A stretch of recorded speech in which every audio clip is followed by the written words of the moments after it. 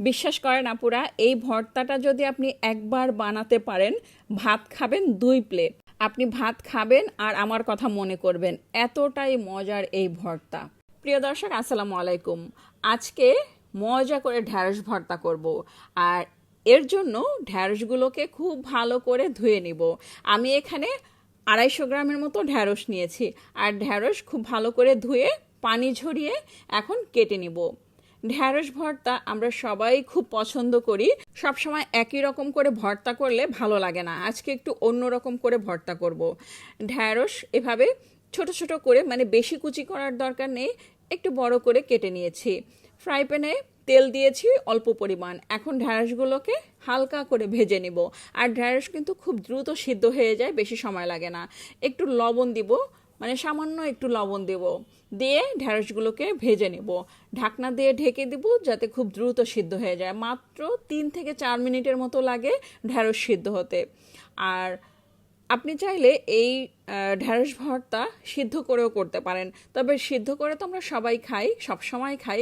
তবে আজকে আমি একটু তেলের মধ্যে ভেজে তারপরে ঢ্যাঁড়সটা ভর্তা করব। আর শুকনো মরিচ দিয়ে ভর্তা করব। আমি এখানে 4টা শুকনো ঝাল ভেজে নিয়েছি, সামান্য পরিমাণ লবণ দিয়েছি। যেহেতু আমি ভাজি করার সময় লবণ দিয়েছি, এখন অল্প পরিমাণে লবণ দিয়ে দিলাম। পেঁয়াজ কুচি দিয়েছি। এখন সব কিছু খুব ভালো করে মেখে নেব।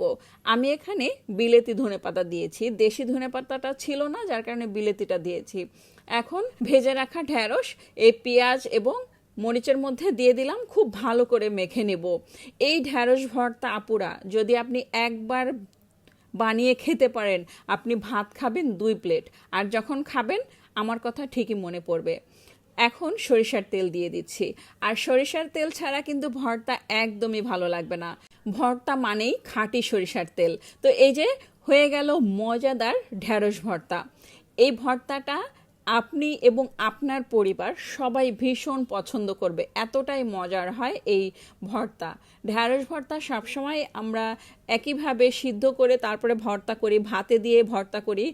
একবার একটু এরকম করে ভর্তা করে দেখুন কতটা মজার হয়। আর এই ভর্তাটা আমার পরিবারের সবাই খুব পছন্দ করে, যার কারণে আমি মাঝে মধ্যে ঢ্যাঁড়স খুব মজা করে ভর্তা করি। আর যখন মাছ মাংস একদমই ভালো লাগে না, কালকে মাংস রান্না করেছি, আমার একদমই ভালো লাগছে না, যার কারণে আজকে আমি ঢ্যাঁড়স ভর্তা করেছি। আর ভর্তা করলে কি হয়, পেট ভরে ভাত খাওয়া যায়, তৃপ্তি সহকারে ভাত খাওয়া যায়। তো এই যে এখন সবাই বসে ভাত খাবো, তো এই যে সবাই বলছে যে খুবই মজার হয়েছে ঢ্যাঁড়স ভর্তা।